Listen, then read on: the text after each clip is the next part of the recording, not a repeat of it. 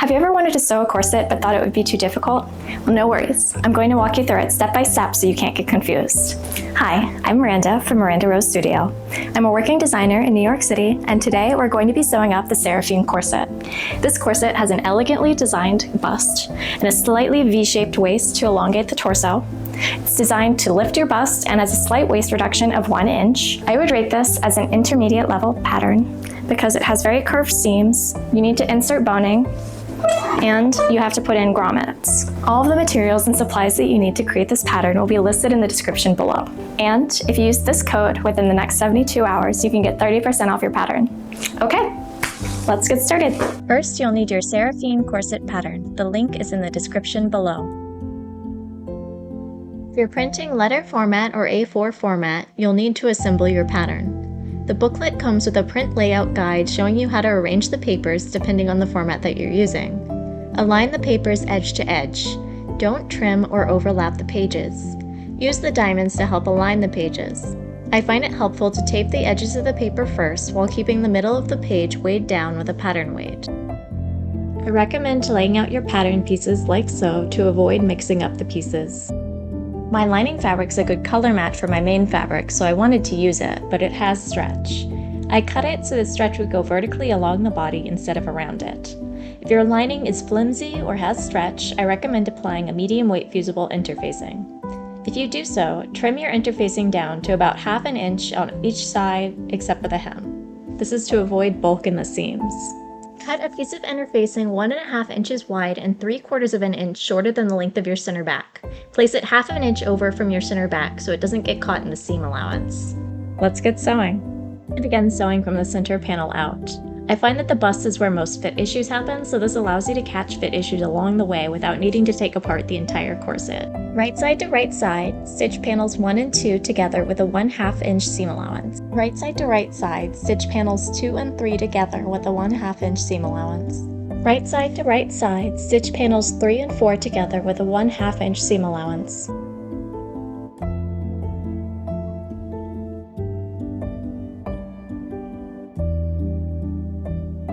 Right side to right side, stitch panels 4 and 5 together with a 1/2 inch seam allowance.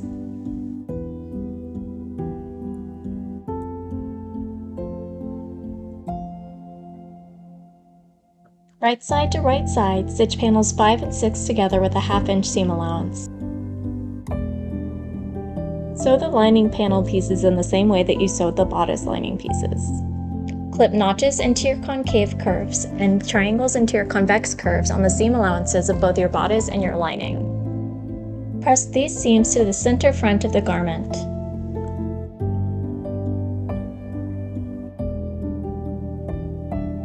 Press these seams to the center back of the garment.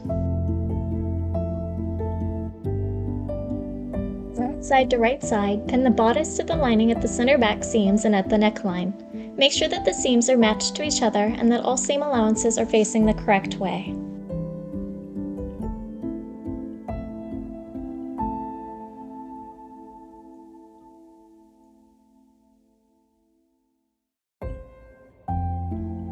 Sew at 1/2 inch seam allowance, pivoting your garment when it hits the corners. Braid the corners and any bulky seam allowance. Flip notches into your concave curves and triangles into your convex curves inside the seam allowance. Flip right side out and use a point turner or your preferred tool to define the edges. Press. Pin or baste the hem together so it lays flat and the seams are aligned.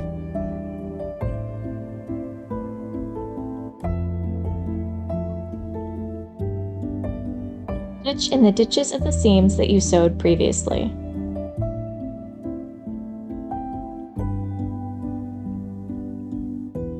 Top stitch 1/8 of an inch from the edge up the center back of one side, over the neckline, and then back down the center back of the other side. Be sure to sink your needle down and pivot at each corner. I recommend using a longer stitch length as your stitches will have to go through more fabric.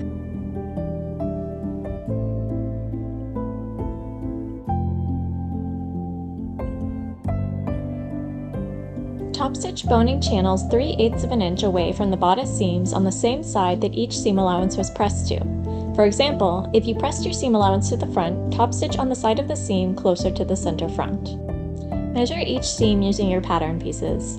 The boning for each seam should be 1 3/4 inches shorter than this measurement. This takes into account the seam allowance and gives the boning enough room to maneuver as you sew. I'm using a combination of Featherlite boning and spiral steel boning. Featherlite is less expensive but doesn't do well with curved seams. I recommend using a combination of both or use spiral steel boning for the entire garment. If you use Featherlite boning, you'll need to cut the sharp corners off. If you use spiral steel, you'll need to cap the ends. Insert your boning and watch your corset take shape.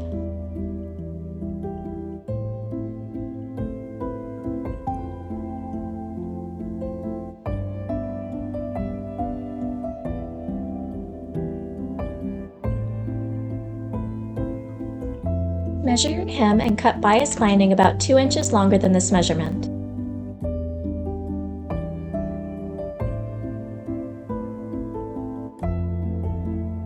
Fold in 1/2 inch at the center back to hide the raw edge.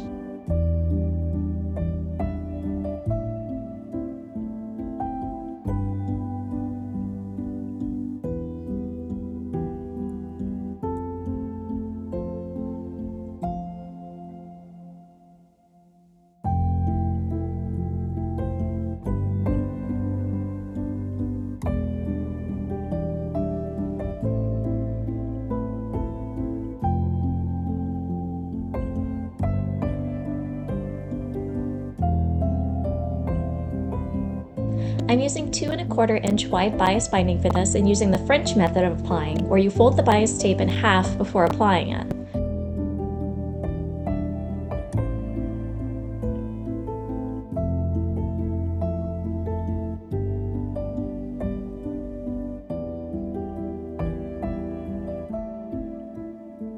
Sew it to the hem on the outside of your garment using a 1/4 inch seam allowance, or larger if that's your preference. Wrap it to the other side, covering the stitch line you made before, and blind stitch it closed.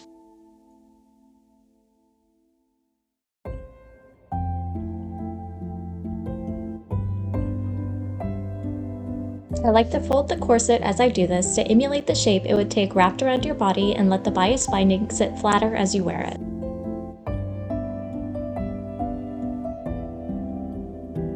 The number of grommets and their placement is up to you. If you like the look of mine, use 8 1/4 inch grommets placed equidistant along the center back.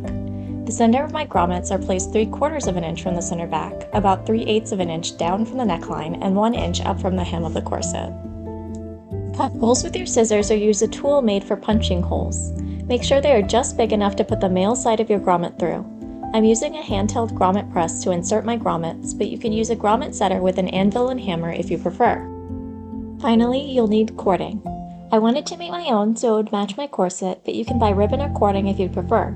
Make sure whatever you choose is strong enough to withstand tension and will fit through your grommet. I chose to use my lining fabric cut along the selvage so it won't stretch. I cut 7 yards of 1 1/2 inch strips, which if sewn at a 1/2 inch seam allowance will yield 1/4 inch cording. I stitched 2 lines close to each other to prevent fraying, then trimmed down the seam allowance to 1/4 inch. If I did the entire length that I needed all in one go, it would be too long to turn right side out with my tube turner, so I did about 2 yards at a time and then joined them at the edges. Leave one 2-yard section free if you'd like to lace your corset the way that I did.